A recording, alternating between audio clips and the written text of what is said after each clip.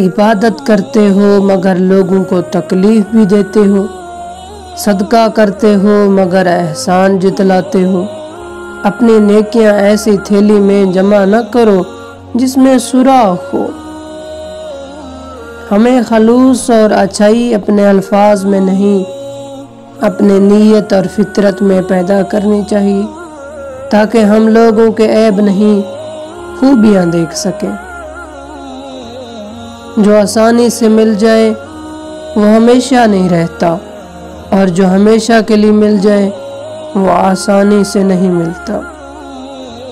ایسا دروازہ بنے جس سے خیر داخل ہو، اگر ایسا نہیں کر سکتے تو وہ کھڑکی بنے جس سے روشنی گزرے، اگر ایسا بھی نہیں کر سکتے تو ایسی دیوار بنے جو تھکے ہوئے کو سہارا دے، کیونکہ اللہ کے مخلوق سے محبت ہی تو اللہ پاک سے محبت ہے۔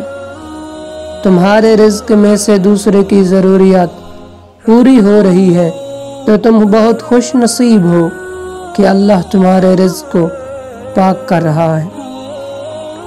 تربیت اور پالنے میں زمین و آسمان کا فرق ہوتا ہے۔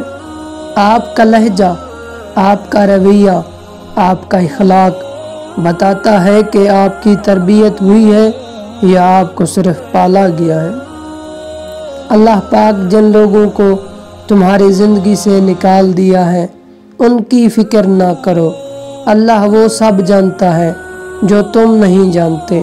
اللہ کی رضا میں راضی رہنا سیکھو، بہتر نہیں بہترین ملے گا۔ اپنی اولاد کی بہترین تربیت کی فکر کرو، سہولتوں کی نہیں۔